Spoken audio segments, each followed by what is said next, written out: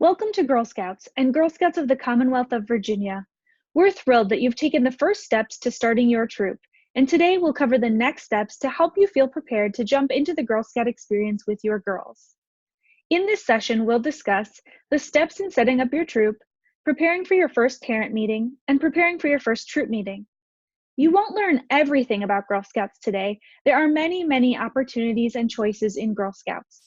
Today, we'll ensure you have the resources you need to get started. Before we dive in, let's start with an opening ceremony, just like you would at your troop meeting. Practice making the Girl Scout sign with your right hand, 3 center fingers up facing forward, and follow along as we recite the Girl Scout promise. On my honor, I will try to serve God and my country, to help people at all times, and to live by the Girl Scout law. You also see the Girl Scout law here for your reference. These are the guiding principles in the Girl Scout movement. The Troop Startup Guide will be our guide for today's training. We've included the content from each of the pages in the slides, but the PDF version can be viewed, downloaded, or printed from the online training information page. After you've finished watching the video, you'll need to submit the training completion form. The link is found on the online training information page near this video. This is an important step. Completing the training is a requirement for troop leaders, and you must submit the form in order for your training experience to be recognized. In the training completion form, we'll ask you to answer 3 questions. What's one thing you're most excited about for participating in Girl Scouts with your troop? What's one thing that you learned in the training that you didn't know before watching the training video? And what follow-up questions do you have about your next steps or about Girl Scouts in general? We'll also ask you to think about each of the concepts we discuss and rate your understanding and confidence level in each topic. Don't worry, it's not anything like a college exam. We just want to be sure you participated meaningfully in the training and you have the resources you need to get started with your troop. A staff member will follow up to respond to any questions that you have. Now that we've covered all the logistics, let's jump into the training. Let's look at the structure of Girl Scouts and where you fit in. Here you see a map of the Girl Scouts of the Commonwealth of Virginia's jurisdiction. You can see we support members in a large region. Can you find your location on this map? This diagram shows the structure of the Girl Scout organization. The heart in the middle represents the girls. Girls are the center of everything we do. Next, the green box represents your troop. The red box represents your service unit. Service units are your local support system where troop leaders from nearby troops come together to share resources, support one another, and participate in events and activities together. The purple box represents the council. This is Girl Scouts of the Commonwealth of Virginia. Girl Scouts of the USA, or GSUSA for short, is our national organization and supports councils. GSUSA is a member of the World Association of Girl Guides and Girl Scouts, which connects us to a global sisterhood. Before we move on, let's discuss service units in more detail. Throughout your time as a leader, your service unit will be a constant source of information and support. Service unit meetings are typically held once per month. Check with your community engagement manager on the place, time, and dates that apply to you. One representative from your troop should attend all service unit meetings, but it does not have to be the troop leader, and it doesn't have to be the same person each time. Any interested parents or guardians are also welcome. This image provides an overview of each Girl Scout age level. Girl Scout levels are based on each girl's grade in school. A girl is not required to complete certain awards or criteria to move on to the next level. It's only dependent on her grade in school. Moving to the next level is called bridging. As girls grow, they'll take on more and more leadership within the troop, and your role as a troop leader will shift and change over time. What makes our program unique is the Girl Scout Leadership Experience, or GSLE for short. Our end result is our mission statement, to build girls of courage, confidence, and character who make the world a better place. What girls do and how they do it is what makes up the Girl Scout Leadership Experience. You'll learn more about these different components in your age-level program basics training. We also have tools such as the Girls Guide to Girl Scouting, badges, and journeys to help you deliver the Girl Scout leadership experience to girls. You'll learn more about these resources in your age-level program basics training. The 8 steps to getting started will serve as our outline for today's training. Step 1 should be done. You should have already completed everything that's required in step 1, so great job. Step 2 is to start your training. You're already well on your way to completing step 2 by being here and participating in this training today. We're assuming you've already watched GS 101. If you've not yet watched the online training, you'll want to do so right away, and then complete an age-level program basics training next. Additional trainings are available, some are required, for specific volunteer roles and/or in order to participate in certain activities with your girls. This chart gives an overview of all available trainings. For each activity training, it's not required that you personally receive this training. It could be a parent in your troop, or you could collaborate with someone in your network who is already trained or is willing to be trained to provide the activity for girls. Step 3 is about logging into MyGS and the VTK, or Volunteer Toolkit. You should have received an email to set up your MyGS account with your password. If not, please reach out to our help desk at gshelper@commgirlscouts.org for support. MyGS is a renewal and volunteer resource tool built into one login, offering 2 portals.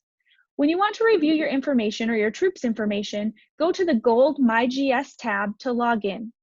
You can log into MyGS from your computer or any mobile device browser. No special app is needed. The MyGS portal currently has 2 main features.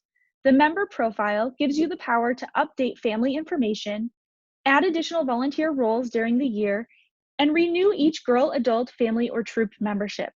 You can switch between the Family tab and the Troop tab to review your troop information. Through the MyGS tab, you can also enter the Volunteer Toolkit, or VTK for short. This is a troop leader's digital assistant. With the VTK, you can view activity plans, which are just like lesson plans for a teacher, print off resources, create meeting outlines, track girls' attendance and badge achievements, compile supply lists, and send emails to parents. Schedule some time for yourself to log in and fully explore all the features. You'll be asked to start by choosing a themed year plan. Just choose any one to get started because you can always change it later once you know the girls' preferences. In your troop startup guide, there's a section that highlights each of the features of the Volunteer Toolkit as a reminder.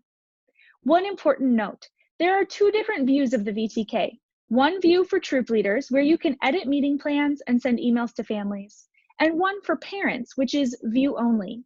If you have more than one troop leader who will be using the VTK, you might consider appointing one person as the troop's VTK admin to make changes and ensure multiple troop leader users are not saving over each other's work. Here you can see an overview and some screenshots of what you can do in the VTK. There's also a more detailed video tutorial available that I highly recommend. A video tutorial is helpful because you can pause the video to explore in the VTK and then continue when you're ready. A link to the video tutorial is in the resources section accompanying this training video. You'll also find in your troop startup guide some Volunteer Toolkit frequently asked questions. Step 4 is getting to know your resources. Next, we'll highlight a few resources and safety procedures that you'll want to be aware of from the beginning. You don't need to review and memorize every tiny bit of information right away, but knowing what resources are available to you will be helpful in the future when you need to locate the information. Volunteer essentials and safety activity checkpoints are 2 resources that you'll reference often, and they're both available on our council website at commgirlscouts.org under the Forms section. You can also find these resources within the Volunteer Toolkit on the Resources tab. Volunteer Essentials is a guide to important policies and procedures that you are expected to align with as a volunteer. You can find the current version of this guide electronically online with a link in the Resources section of this training. Safety activity checkpoints are the specific safety guidelines for activities like camping, participating in a parade, and so much more. You can find the current version of this guide electronically online with a link in the Resources section of this training. Registered Girl Scout members are covered by basic accident insurance when participating in Girl Scout activities. If an accident occurs, contact the help desk to request the insurance resources. You can see here basic safety guidelines that you'll need to know before your first troop meeting or outing. These are for quick reference to help you get started, but do take the time to familiarize yourself with volunteer essentials and safety activity checkpoints before your troop gets too far into a regular routine. You'll see this chart in both volunteer essentials and safety activity checkpoints, and you'll reference it often. This is our volunteer to girl ratio chart, and it shows how many volunteers you need to provide appropriate supervision at all troop activities. The chart has two sides. The left side is for group meetings, such as your regular troop meeting. You can see here that for daisies, for example, you need 2 unrelated volunteers, at least one of whom is female, for up to 12 girls. And for each additional 1 to 6 girls, you need an additional 1 volunteer. So for a troop meeting with 8 girls, you need 2 volunteers. For a troop meeting with 12 girls, you need 2 volunteers. For a troop meeting with 13 girls, you need 3 volunteers. And for a troop meeting with 19 girls, you'd need 4 volunteers. When you're participating in events, travel, and camping, the ratios change. This is a similar concept to school field trips. When students and teachers are in the classroom, they're in their usual environment and routine. But when they schedule a school field trip, the teachers ask for additional parent chaperones to assist. The same concept applies to Girl Scout events, travel, and camping. Still using daisies as the example, on a field trip, you'll need 2 volunteers for up to 6 girls, plus an additional volunteer for every additional 1 to 4 girls. If you're ever not sure how many volunteers you need for a particular scenario, reach out to our help desk at gshelper@calmgirlscouts.org. Although we hope the worst never happens, it's important to know and follow our council's procedures for handling emergency incidents. At the scene of the incident, safety is your first priority. Provide care for the injured person or obtain medical assistance. Call 911 if needed. Then immediately report the emergency to GSCV staff. The 24-hour emergency phone number is included on the screen here and in your troop startup guide. Be sure to save it in your phone and write it in a binder, notebook, or calendar that you'll have with you at all times. Step 5 is to prepare for your parent and guardian meeting. There are probably 3 times each year that you want to host a parent and guardian meeting. Once at the start of the year or whenever your troop is forming, once to prepare for the Girl Scout cookie program, and once at the end of the year, which may also be an awards ceremony. Here you will see suggested steps for setting up and hosting your parent meeting. It includes objectives of the meeting, tips for planning the meeting, a to-do list for the day of the meeting, and follow-up tips for after the meeting. You can find this page in the startup guide to review in detail when you're ready to host a parent meeting. One of the most important reasons to host a parent meeting is to build a team of support by setting up a troop committee. Troop committee members may include parents, guardians, adult family members, Girl Scout alumni, neighbors, retirees, and community volunteers. Girl Scouts is all about teamwork, and it takes the entire committee to make a troop run smoothly. This chart shows common roles for your troop committee. Familiarize yourself with these roles and talk with your co-leader about them. Plan to discuss these options at the parent meeting and ask parents to commit to a role. Note that some positions will require an adult to become a member and complete a background check. Step 6 is preparing for your first troop meeting. Your first troop meeting is a major milestone and the start of an incredible journey of fun, friendship, and leadership for the girls you will mentor.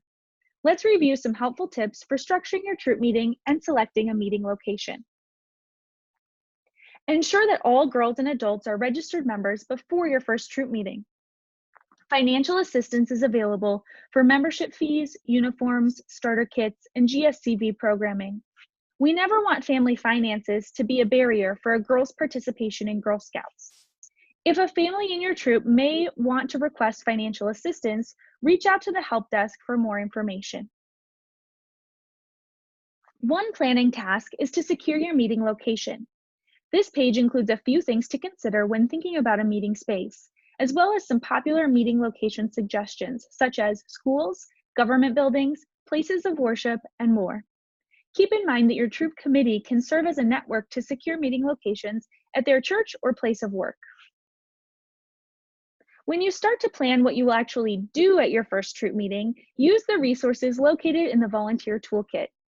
Each year plan has an introduction meeting with activities and tips to help you get to know the girls in your troop. In your age level program basics training, you'll also learn more about badges, journeys, field trips, and activities. There are also a few additional resources for logistics to consider for your troop. Review these questions and concepts with your co-leader. For these topics, every troop is different. You and your co-leader can decide what works best for you and your troop.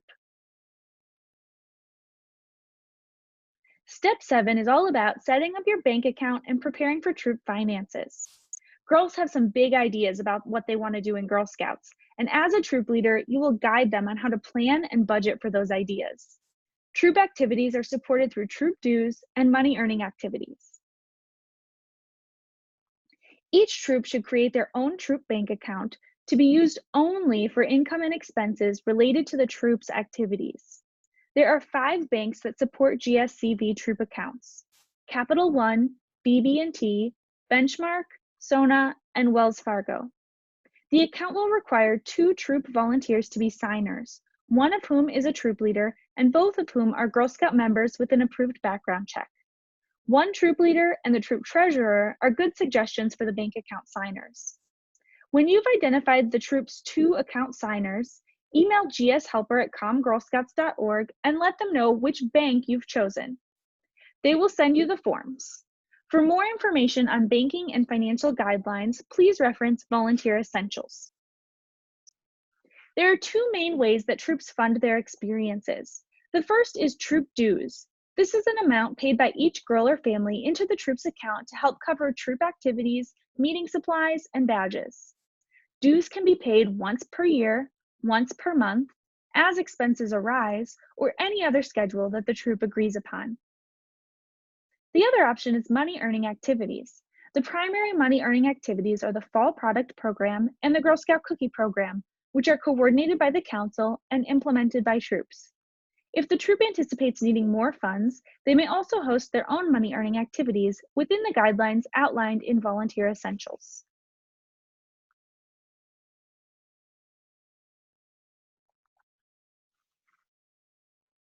Step 8 is all about connecting with your leader resources.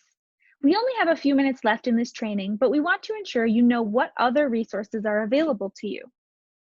Here you'll find a list of common forms that you may need to receive or submit. Those that are required as you start your troop are designated with a star, and they're in the top section. All forms can be found on the website. Here are some helpful resources, some of which we've already discussed, and some that are additional for your reference.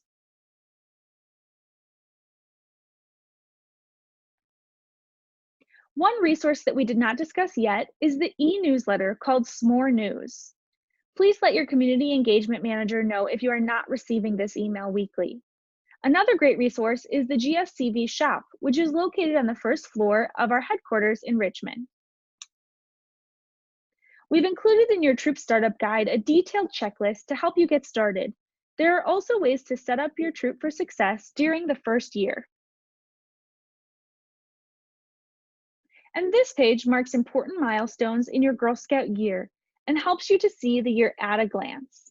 This is included in your troop startup guide as well. Let's quickly review the 8 steps to getting started. Step 1, registration and background check. This should be done already. Step 2, start your training. You're well on your way. Step 3, access the volunteer toolkit. Step 4, get to know your resources. Step 5, host a parent and guardian meeting. Step 6, prepare for your troop meetings. Step 7 is all about troop finances and opening your bank account. And step 8 is to connect with your service unit, volunteers, and other resources. We're almost at the end of your troop basics training. Please remember to submit the training completion form after you've finished the training video. A link to the form can be found on the online training page near this video and resources. At each of your troop meetings, you will end with a brief closing ceremony. Today, we'll close our training with a virtual friendship circle. For an in-person friendship circle, you would stand in a circle shoulder to shoulder, cross your right arm over your left, and grasp hands with your sisters on either side. We would then send a friendship squeeze around the circle. When the squeeze arrives to you, I'd ask you to share one thing you're most excited about in getting started with your Girl Scout experience. Then pass the squeeze to your neighbor. Instead, since we're virtual, I'd love for you to now think of one thing you're most excited about and imagine that your sister Girl Scout leaders are giving you a kind hand squeeze in support. This concludes your Troop Basics training video. Thank you for participating.